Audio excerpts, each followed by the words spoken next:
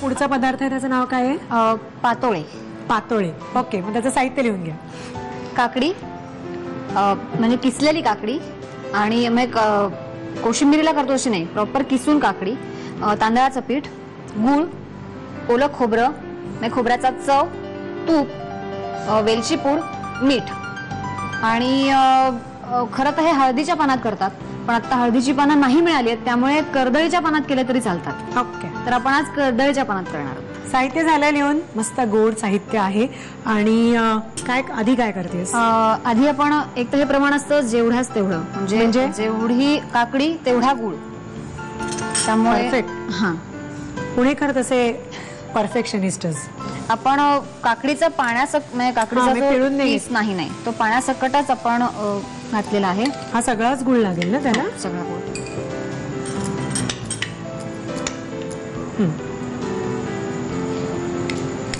कारण तू पीठ वगैरे नंतर जाणार म्हटलं. हा, पण हे पातळ झालं त्याच्यामध्ये मग खोबरं घालायचं आणि मग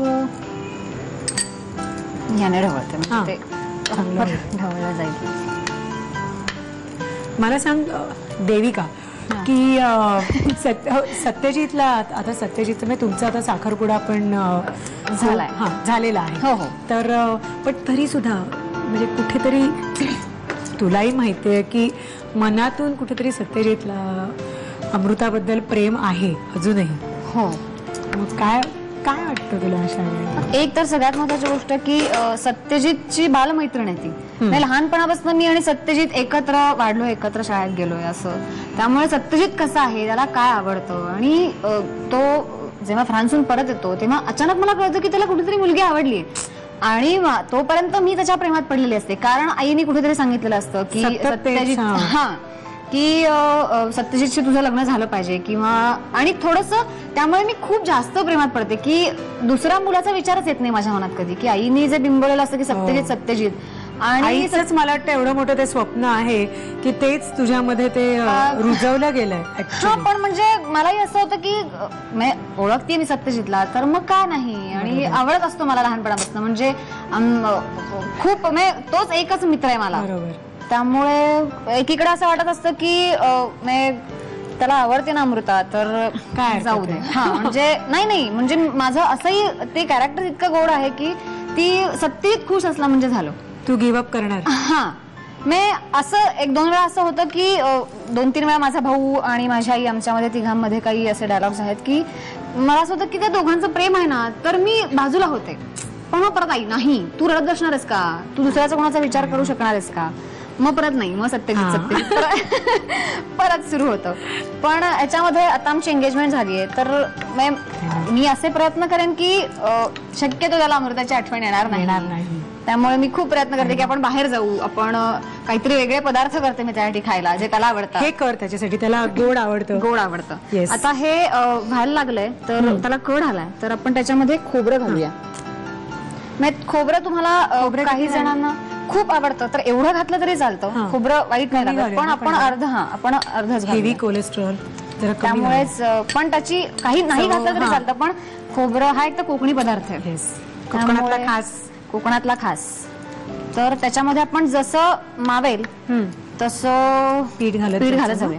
काही जण याच्यामध्ये हळद घालतात रंगासाठी. हा, रंगासाठी, आणि अगदी पिंच, अगदी थोडीशी. पण काही वेळा ते पांढरे झाले तरी करू शकतात. आणि हळदीच्या पानात करतात कारण त्याचा त्या पानांचा एक वेगळा वास लागतो त्याला, अरोमा. हा, तुला हे कधी वेलची वेलची पूड आहे ती. आता आपण जसं लागेल मी घालू, तू घाल, मी ढवळते. थोडं हा घाल. पण आपल्याला ह्याची उकड काढून घ्यायची, मग ती तुपाचा हात लावून मळून घ्यायची जशी आपण मोदकाची उकड मळतो. त्यामुळे मी असं करत राहते, तू पीठ घालत राहा. चा वास इतका छान येतोय. काकडीचा तो मस्त गोड वास, गुळ आणि खोबरं आणि काकडी याचा तो असा मिक्स वास मस्त येतोय. आणि मिठाची कणी घालायची राहिली ना? हो, घालू आता, नंतर ते मिक्स नाही होणार. ह्याचं तू आता कसं करणार आहेस परत मला? ह्याचं मी अजून घाल थोडंसं. हे मी खाली घेऊन थोडीशी मळून घेणार आहे ती उकड आपण मळतो उकड तुपाचा हात लावून, आणि मग त्या पानावर थापणार मी. आणि परत वाफवणार. हा, हो, बस मी आता आपण हे बंद करूया. ठीक आहे, खाली उतरून आम्ही हे मळून घेतो. पीठ आपण जे चांगलं शिजवून घेतलं तर ते मळून घेतलेलं आहे आणि आता त्याच्या पातोळ्या लावायच्या आहेत ना पानावर.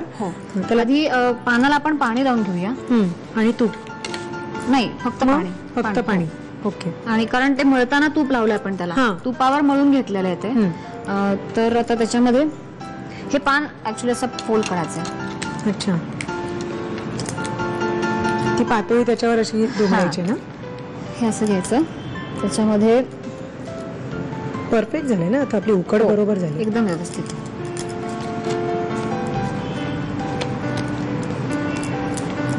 पाण्याचा हात लावा असता ना, पसरलं गेलं पाहिजे ना.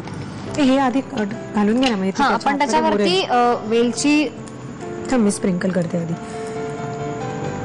तुम्ही उकड मळताना घातलीत तरी चालेल किंवा असं प्रत्येक पातळीला फ्लेवर द्यायला सेपरेटली वरनं स्प्रिंकल केलीत तरी चालेल. घरी करत असताना कोणी फारसं कोणी एवढं डेकोरेशन करत बसणार नाही, कारण वेळच नसतो एवढा. ते उकड मळतानाच घालतील. आणि हे प्रॉपर त्याच्यावर प्रेस करायचं, कारण ते पानाच्या ज्या शिरा आहेत त्या त्याच्यावर उमटल्या पाहिजेत जेव्हा आपण ते बाहेर काढतो.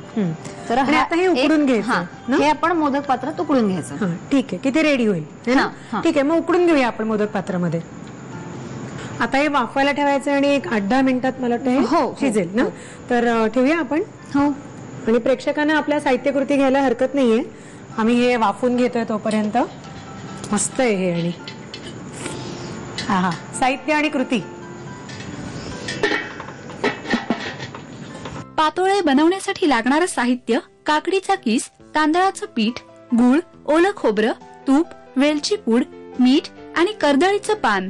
कृती: प्रथम एका कढईमध्ये समप्रमाणात काकडीचा किस आणि गूळ घालून मिश्रण शिजवून घ्यावं. त्यामध्ये ओलं खोबरं, वेलची पूड, मीठ आणि तांदळाचं पीठ घालून उकड मळून घ्यावी.